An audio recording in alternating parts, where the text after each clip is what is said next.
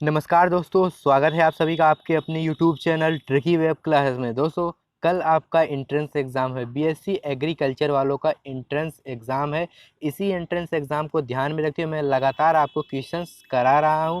दोस्तों, इस वीडियो में आपको हिंदी से रिलेटेड कुछ इंपॉर्टेंट क्वेश्चन कराने वाला हूं। इससे पहले दोस्तों मैं आपको जो है कि एग्रीकल्चर से संबंधित और जीके से संबंधित 50-50 क्वेश्चन की सीरीज करा चुका हूं। यदि आपने उस वीडियो को देखा है तो ठीक है, यदि आपने नहीं देखा है तो उसकी लिंक मैं आपको डिस्क्रिप्शन में दे दूंगा। आप उन वीडियोस को ज़रूर देखें क्योंकि वो काफ़ी इंपॉर्टेंट क्वेश्चन है। तो चलिए दोस्तों, वीडियो को स्टार्ट करते हैं। देखिए फ्रेंड, हिंदी का पहला क्वेश्चन क्या है? भारत भारती किसकी रचना है? काफ़ी इंपॉर्टेंट क्वेश्चन है। अगर आपने 12th में हिंदी अच्छे से पढ़ी होगी तो आप लोग इसका आंसर जानते ही हैं। मैथिली शरण गुप्त। भारत भारती किसकी रचना है? तो मैथिली शरण गुप्त जी की रचना है। इन्हें राष्ट्र कवि भी कहा जाता था। जी हाँ, तो राष्ट्र कवि भी कहा जाता था। महात्मा गांधी ने इन्हें राष्ट्र कवि की उपाधि से सम्मानित किया था। अगला प्रश्न देखिए फ्रेंड्स, हिम तरंगिणी किसकी रचना है? हिम तरंगिणी किसकी रचना है? तो माखनलाल चतुर्वेदी जी की रचना है हिम तरंगिणी। अगला प्रश्न देखते हैं फ्रेंड्स। अगला प्रश्न है फ्रेंड्स, लहरों के राजहंस किस विधा की रचना है? लहरों के राजहंस किस विधा की रचना है? आप लोग जानते ही होंगे कि शायद लहरों के जो राजहंस है वह मोहन राकेश की रचना है। और किस विधा की रचना है? तो नाटक विधा। नाटक विधा की रचना है लहरों के राजहंस। अगला प्रश्न देखिए फ्रेंड्स, चिंतामणि किस युग के कवि थे? तो किस युग के कवि थे? रीतिकालीन युग के, रीतिकाल के कवि थे। अगला प्रश्न फ्रेंड्स देखिए, माधव विलास किसकी रचना है? माधव विलास किसकी रचना है? लल्लू लाल। लल्लू लाल की रचना क्या है? माधव विलास। अगला प्रश्न देखिए फ्रेंड्स, क्या भूलूं क्या याद करूं किस विधा की रचना है? क्या भूलूं क्या याद करूं किस विधा की रचना है? तो आत्मकथा। आत्मकथा विधा की रचना है। और किसकी रचना है? हरिवंश राय बच्चन की रचना है। किसकी रचना है? हरिवंश राय बच्चन की रचना है क्या भूलूं क्या याद करूं, और किस विधा की रचना है? आत्मकथा। अगला प्रश्न देखिए फ्रेंड्स, काशी नागरी प्रचारणी सभा के संस्थापक कौन थे? काफी इंपॉर्टेंट क्वेश्चन है। काशी नागरी प्रचारणी सभा के संस्थापक कौन थे? तो श्याम सुंदर दास। श्याम सुंदर दास जी जो थे वह काशी नागरी प्रचारणी सभा के संस्थापक थे। अगला प्रश्न देखिए फ्रेंड्स, द्वितीय तार सप्तक का प्रकाशन वर्ष कितना था? जी हाँ दोस्तों, काफी इंपॉर्टेंट क्वेश्चन है तार सप्तक से रिलेटेड। आप लोग तार सप्तक से रिलेटेड क्वेश्चन आपने पढ़ा भी होगा 12th में। द्वितीय तार सप्तक का प्रकाशन वर्ष 1951 है। अब देखिए फ्रेंड, तार सप्तक की बात आती है। तार सप्तक जो था वो 3 बार प्रकाशित हुआ। प्रथम तार सप्तक का प्रकाशन 1943, याद रखिए फ्रेंड।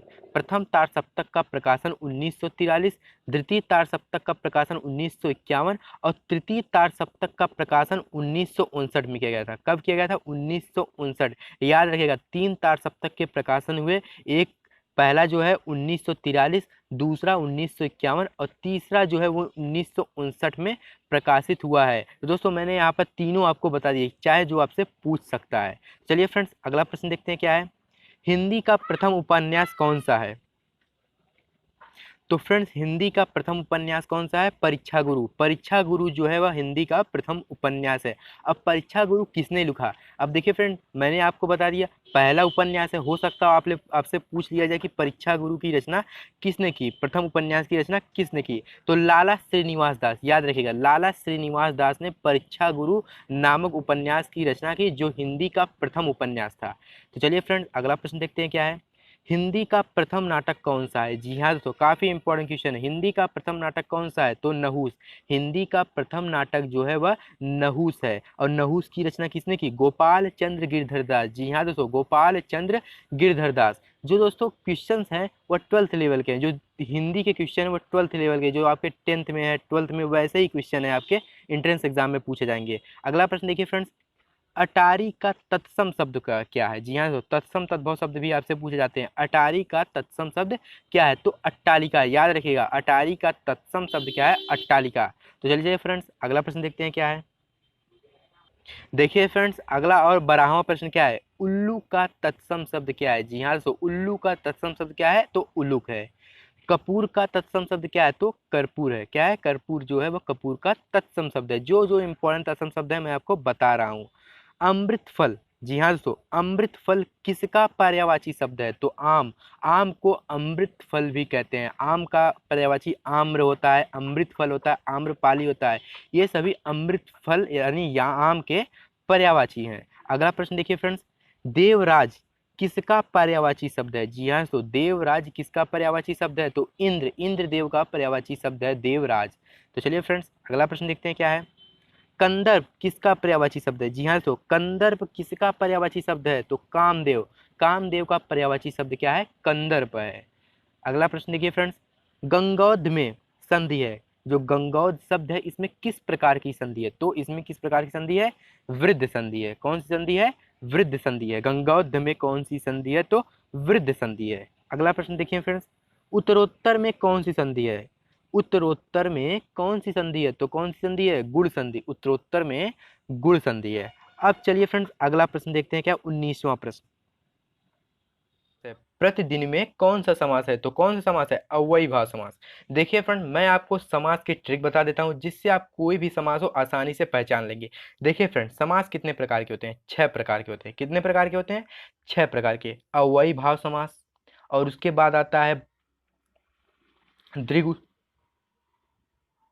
देखिए फ्रेंड, अगला प्रश्न 19वां प्रश्न है, प्रतिदिन में कौन सा समास है? तो कौन सा समास है? अव्ययी भाव समास। अगला प्रश्न, शिलालेख में कौन सा समास है? तो तत्पुरुष समास। शिलालेख में तत्पुरुष समास है। षडानन में कौन सा समास है? षडानन में कौन सा समास है?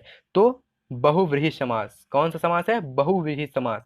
चरण कमल बंदो हरिराय में कौन सा अलंकार है? आपसे अलंकार पूछ लिया, तो कौन सा अलंकार है? रूपक अलंकार। क्या है? रूपक अलंकार। अगला प्रश्न देखिए फ्रेंड, तेरी बरछी ने बर छीने है खनन के में कौन सा अलंकार है? खनन के में कौन सा अलंकार है? तो कौन सा अलंकार है? यमक अलंकार। तेरी बरछी ने बर छीने है खनन के में कौन सा अलंकार है? तो यमक अलंकार। अगला प्रश्न देखिए फ्रेंड्स, अब देखिए फ्रेंड 24वां प्रश्न, दोहे में एक पद में कितनी मात्राएं होती है? जी हाँ, तो काफी इंपॉर्टेंट क्वेश्चन है। दोहे में एक पद में कितनी मात्राएं होती हैं? तो 24 मात्राएं होती हैं। कितनी मात्राएं होती हैं? 24 मात्राएं होती हैं। अगला प्रश्न देखिए फ्रेंड्स,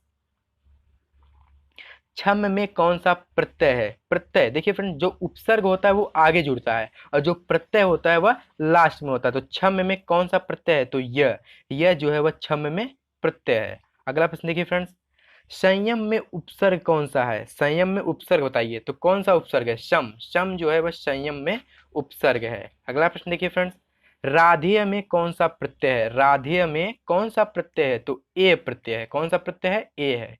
विनायक किस शब्द का पर्यायवाची है? विनायक किस शब्द का पर्यायवाची है? तो गणेश का पर्यायवाची विनायक है। अगला प्रश्न देखिए फ्रेंड, तलवार की धार पर चलना मुहावरे का क्या अर्थ है? तलवार की धार पर चलना मुहावरे का क्या अर्थ है? तो कठिन कार्य करना। अंगूठे पर रखना मुहावरे का क्या अर्थ है? तो परवाह न करना। देखिए फ्रेंड, मैंने आपको हिंदी से रिलेटेड 30 क्वेश्चन कराए हैं जो आपको बीएससी एग्रीकल्चर वालों के लिए एंट्रेंस एग्जाम में पूछे जाने के चांसेस ज़्यादा हैं। तो दोस्तों, आपको ये वीडियो कैसी लगी? यदि वीडियो आपको पसंद आई है तो प्लीज़ दोस्तों वीडियो को लाइक करिएगा, शेयर करिएगा। साथ ही टीटी कॉलेज से संबंधित हर छोटी बड़ी अपडेट को पाने के लिए हमारे चैनल को सब्सक्राइब जरूर करिएगा। बहुत बहुत धन्यवाद।